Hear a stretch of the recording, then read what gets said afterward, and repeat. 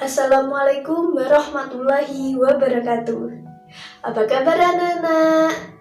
Semoga anak-anak dalam keadaan sehat, semangat dalam menjalankan aktivitas sehari-hari, dan juga tentunya semangat untuk belajar. Pada situasi yang belum sepenuhnya normal ini, anak-anak jangan lupa untuk memakai masker dan mencuci tangan. Semoga virus ini sepenuhnya menghilang. Pada kesempatan kali ini, saya akan menjelaskan materi matematika kelas 7, yaitu tentang aljabar. Sebelum saya menjelaskan, jangan lupa untuk mengisi daftar hadir dengan cara kalian menulis nama kalian spasi kelas. Daftar hadir ini hanya berlaku 1 kali 24 jam, dihitung setelah link ini dibagikan. Bagi yang tidak mengisi daftar hadir atau menuliskan namanya di kolom komentar, saya anggap tidak mengikuti kelas hari ini. Jadi, jangan lupa untuk mengisi daftar hadir. Oke, sebelum kelas ini dimulai, mari kita berdoa menurut agama dan kepercayaan masing-masing. Semoga apa yang kita pelajari hari ini dapat bermanfaat. Berdoa mulai.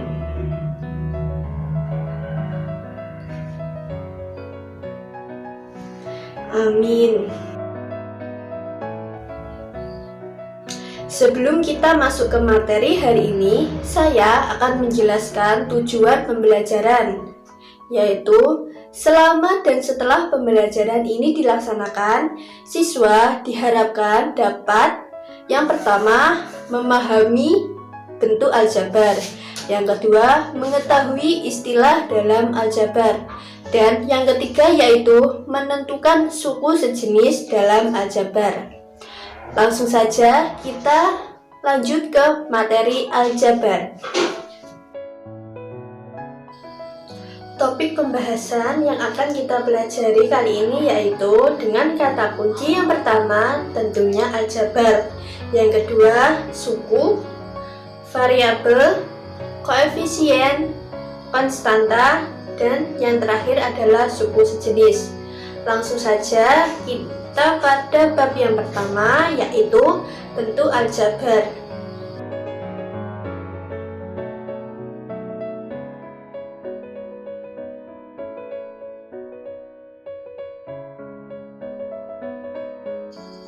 Yang pertama yaitu pengertian aljabar.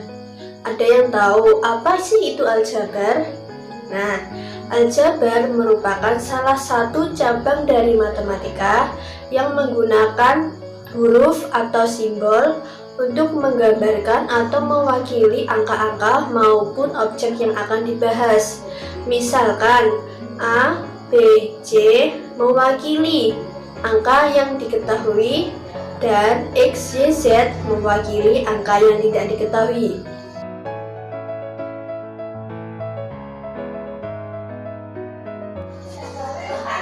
Selain itu, aljabar juga bisa didefinisikan sebagai salah satu cabang dari ilmu matematika yang menggunakan huruf atau simbol untuk mendeskripsikan suatu bilangan dan memanipulasinya untuk menyelesaikan permasalahan matematika. Jadi, bisa diambil kesimpulan bahwa aljabar adalah penggunaan huruf atau simbol untuk menyelesaikan masalah matematika. Saat kita kelas 6, kita tentunya selalu mendapatkan soal dengan model seperti 1 ditambah 2 sama dengan titik-titik. Nah, bentuk ini dinamakan bentuk aritmatika atau bentuk biasa. Bentuk ini kita bisa ubah menjadi bentuk aljabar dengan cara bagian titik-titik itu kita simbolkan dengan huruf, misalnya 1 ditambah 2 sama dengan X. Menyelesaikan nilai X atau menemukan nilai X inilah yang dinamakan bentuk aljabar. Contoh lagi, misalnya 5 dikurangi titik-titik sama dengan negatif 4. Bentuk aljabarnya kita bisa ubah menjadi 5 dikurangi Y sama dengan negatif 4. Nah, aljabar di sini kita mencari nilai Y itu sendiri agar menghasilkan jawaban yang benar, yaitu negatif 4. Agar kalian lebih memahami bentuk aljabar di sini, saya akan memberi salah satu contoh permasalahan sehari-hari yang menggunakan bentuk aljabar. Misalnya, di pasar buah, Jojo membeli 5 kilo buah apel dan 2 kilo buah manggis dengan harga total yaitu 70.000. Sedangkan Tata membeli 2 kilo apel dan 4 manggis dengan total harga 76.000. Pertanyaannya, berapakah harga 1 kilo buah manggis? Pada penyelesaiannya kita misalkan, yaitu memisalkan buah manggis dan buah apel. Kita misalkan buah apel dengan huruf A dan buah manggis dengan huruf M, sehingga kita dapatkan bentuk matematika yaitu 5A ditambah 2M sama dengan 70, 3A ditambah 4M sama dengan 76. Nah, inilah yang dinamakan bentuk matematika, bentuk aljabar. Aljabar di sini gunanya untuk meringkas suatu permasalahan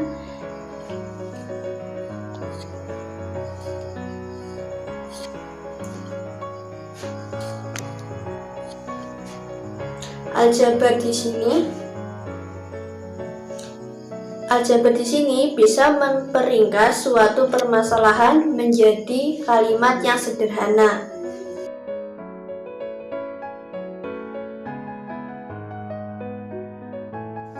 Selanjutnya yaitu istilah-istilah pada bentuk aljabar. Pada aljabar kita akan sering menjumpai suku, variabel, koefisien, dan konstanta. Mari kita bahas satu persatu. Yang pertama yaitu suku. Suku adalah bentuk aljabar yang dipisahkan oleh tanda tambah atau kurang. Contohnya 2x ditambah 3. Suku tersebut adalah 2x dan 3. Yang kedua, variabel. Variabel adalah huruf yang digunakan sebagai pengganti suatu bilangan. Misalnya x, y, z, a, b, c, dan lain sebagainya.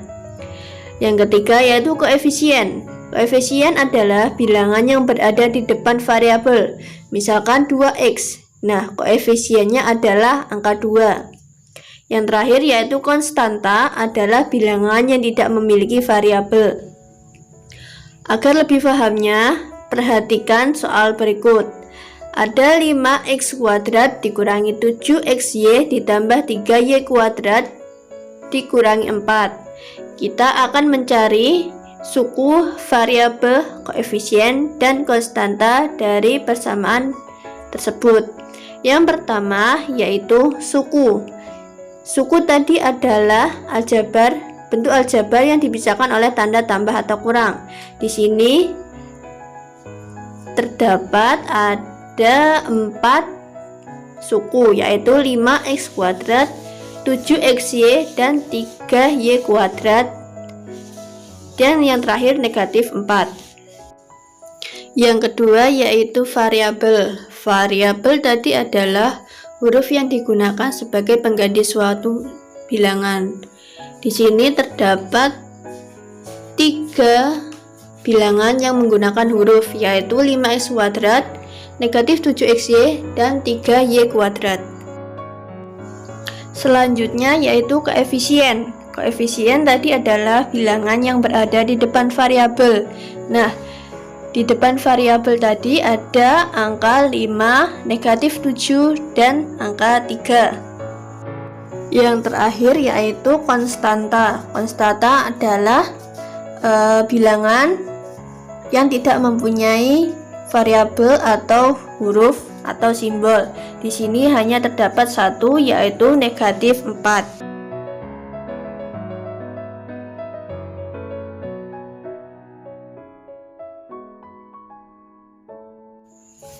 Selanjutnya yaitu suku.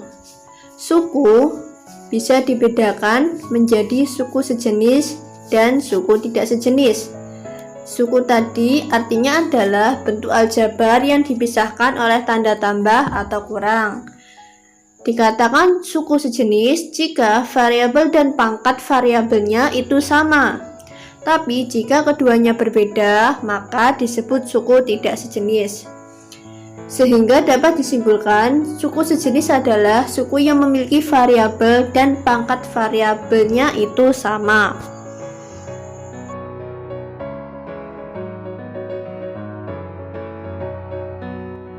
Supaya kalian paham, perhatikan persamaan berikut. Yang pertama, terdapat persamaan 9K ditambah 8M dikurangi 4KM dikurangi 15K ditambah 7KM. Di sini yang dimaksud dengan suku sejenis adalah variabel atau huruf yang di belakang angka itu sama. Yang pertama yaitu K. 9K sama dengan negatif 15K. Itu adalah yang dinamakan suku sejenis. Yang kedua, untuk 8M di sini M tidak ada yang sama. Langsung ke yang berikutnya yaitu KM. Di sini negatif 4KM sejenis dengan 7KM. Jadi yang dimaksud sejenis di sini bukan angkanya, tetapi variabel atau huruf yang ada di belakang angka. Yang contoh kedua yaitu ada 8p kuadrat dikurangi 8p kuadrat Q dikurangi 11p kuadrat ditambah p kuadrat Q ditambah 12p Q kuadrat.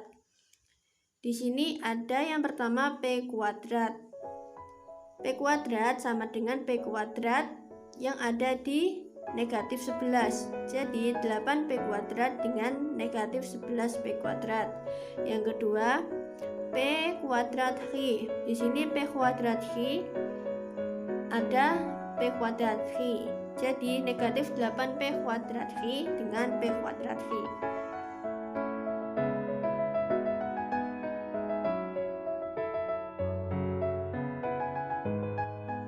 Contoh soal. Mari kita kerjakan bersama-sama contoh soal ini supaya kalian lebih paham. Perhatikan bentuk aljabar berikut. 5x kuadrat ditambah 2y kuadrat dikurangi 4xy ditambah 2x kuadrat dikurangi 9y kuadrat ditambah 3. Tentukanlah banyak sukunya, variabel yang ada, konstanta yang ada, dan suku-suku sejenis. Yang pertama, banyak sukunya. Suku tadi adalah bentuk aljabar yang dipisahkan oleh tanda tambah dan kurang. Jadi di sini ada 6 suku. Yang kedua, variabel yang ada. Variabel tadi adalah simbol atau huruf yang ada di belakang angka atau dia tidak memiliki angka. Variabelnya adalah x kuadrat, y kuadrat, dan xy. Yang terakhir, yang ketiga adalah konstanta. Konstanta tadi adalah bilangan yang tidak memiliki variabel. Jadi konstantanya ada 3. Yang terakhir, suku-suku sejenis. Di sini suku-suku sejenisnya ada 2, yaitu 5x kuadrat dengan 2x kuadrat dan 2y kuadrat dengan negatif 9y kuadrat.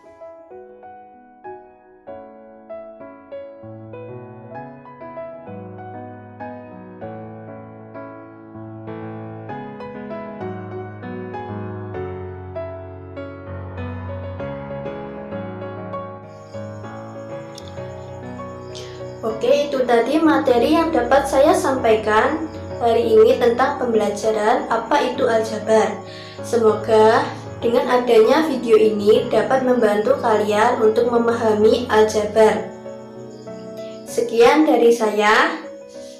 Ada kurang lebihnya saya dalam menyampaikan video ini. Saya mohon maaf. Sekian, wassalamualaikum warahmatullahi wabarakatuh.